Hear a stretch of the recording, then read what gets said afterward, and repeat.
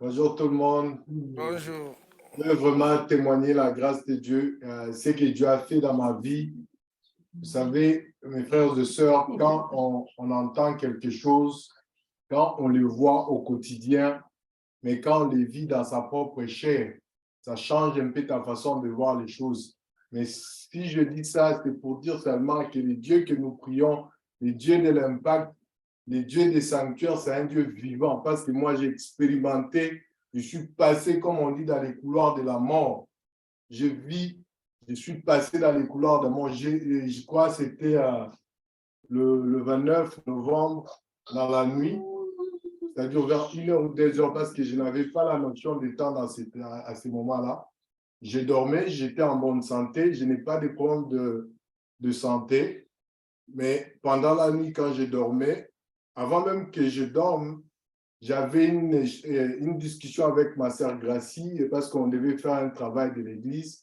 Et pendant qu'on faisait le travail, on a fini et on s'est dit, nous sommes sanctuaires, fatigués, mais poursuivants toujours. Ça, c'est la phrase que je suis allé avec au lit.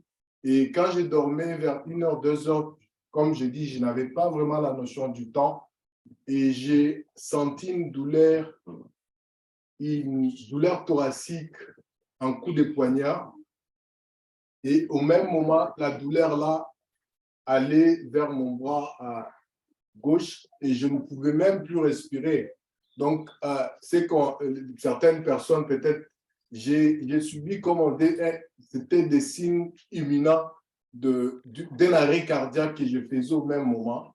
Et je ne pouvais même pas bouger mon corps était complètement paralysé, mais j'ai senti quelque chose qui résonnait en moi.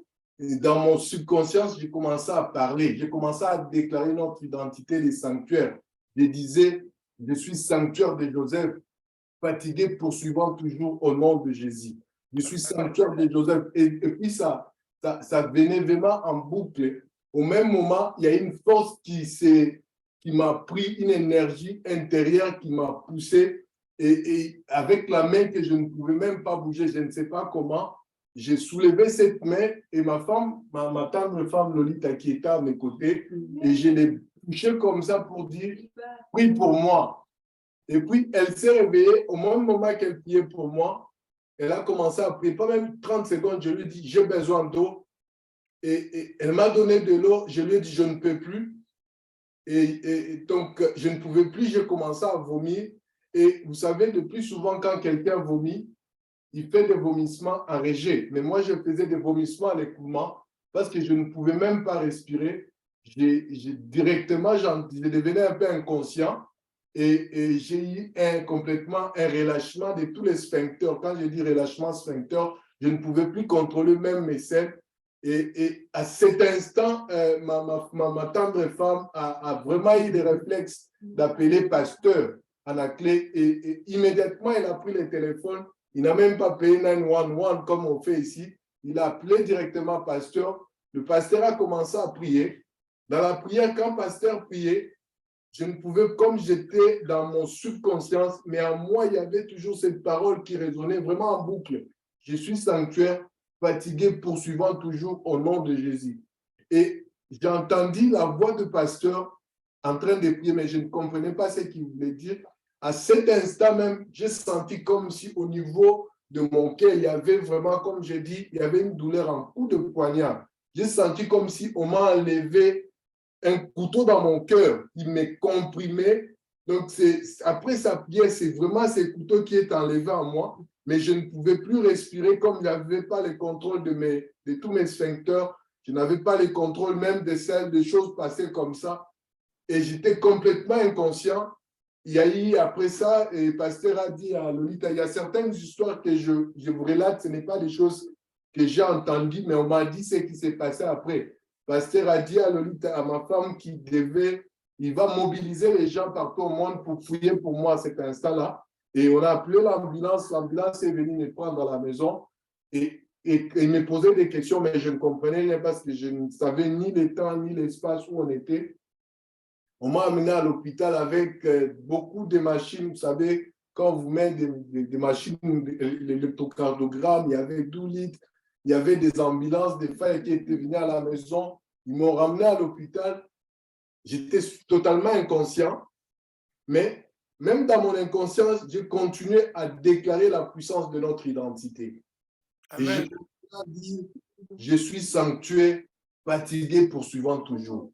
Vers 3h30, je regarde comme ça, je me dis où je suis. Je me rends compte que j'étais à l'hôpital. Je dis, mais qu'est-ce que je fais ici? Je me retrouve à l'hôpital, c'est quoi? Il n'est pas 7h30. Ces gens me disent que non, ce n'est pas 7h30, c'est 3h30. Le médecin me dira, tu as fait complètement tous les signes imminents d'un arrêt cardiaque. On pense même qu'il y a eu un spasme, il y a eu un blocage au niveau des artères du cœur qui pompent du sang. C'est pour cela que tu étais dans cet état-là. Mais on va faire quand même des investigations pour pouvoir se rendre compte qu'est-ce qui s'est passé, pourquoi il y a eu ces blocages-là. On a fait des investigations, on a tout fait. En fin de compte, il n'y avait rien. Et moi, je me disais, mais qu'est-ce que je fais si je me sens bien? On me dit, non, tu ne peux pas te sentir bien parce que quand on t'a pris, ton corps était froid. C'est comme si ta femme t'avait pris, t'a mis à l'extérieur pendant un certain moment. Et puis, il t'a ramené à la maison. Ton corps était tellement froid. Et tous les signes que tu as présentés, et voilà même des gens qui étaient à côté de moi. Il y avait un vieux qui avait pratiquement 78 ans et puis une dame qui avait 74 ans. Et toutes ces dames-là devaient passer par des chirurgies du cœur. On devait mettre des plastiques, des valves au niveau de leur cœur. Mais les médecins disent non. Mais toi, tu as présenté encore des signes plus graves. Mais moi, je leur ai dit, ah, moi, j'ai un Dieu vivant, je suis sanctuaire. Et je sais que mon Dieu, il n'y aura rien qui va se passer. Et je me sens très bien. Mais il y a quelque chose qui ne va pas. Je dis non, je vais bien. Il me dit, est-ce que tu peux te mettre debout? On a fait des examens, on a tout fait. On a trouvé qu'il n'y avait pratiquement rien, il n'y avait rien, tout était normal. Mais on s'est dit, mais comment tout peut être normal et présenter des signes d'arrêt cardiaque sévère comme ça? Et quand je rentrais, après, j'ai dit au médecin, le médecin m'a dit, on ne voit rien, tu dois rentrer, tu dois surveiller les symptômes à la maison. Et à mon retour, quand je rentrais, ma femme, quand Pasteur avait mobilisé les gens dans le monde pour prier pour moi, ma femme me dirait qu'elle était à la maison en train de s'asseoir. Au même moment qu'elle s'asseyait, elle a vu devant ma maison, il y avait une multitude de gens. Une multitude de gens devant ma maison en train de prier. Et mes frères et sœurs, je voulais vraiment dire que quand il y a certaines histoires qui se passent en esprit qu'on ne se rend pas compte, et nous l'avons vécu. Pendant ces moments-là, et les gens priaient dans la maison, elle s'est levée avec mes sœurs qui étaient ici au Canada, à Londres, qui ont commencé au même moment, devant l'endroit de la maison, à la porte, là où les gens priaient, ils ont commencé aussi à prier. Quand je rentrais, elle venait me voir.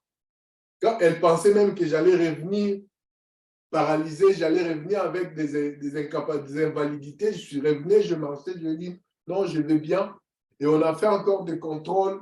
Les contrôles n'ont rien apporté. Les médecins me disent non, non, non, toi tu dois aller encore dans un cadre clinique. Je lui ai dit mon Dieu m'a guéri, j'ai un Dieu vivant. Et si je veux vraiment témoigner pour dire que la grâce qui coule dans cette maison, c'est une grâce qui est vraie. Et les promesses que Dieu qui a déclarées dans la maison apostolique Impact, ce sont des promesses qui sont vraies. Et nous allons toucher ces promesses-là. Il peut même faire des choses qui sont au-delà de nos entendements. C'est que moi je vis, c'est que moi je vécu.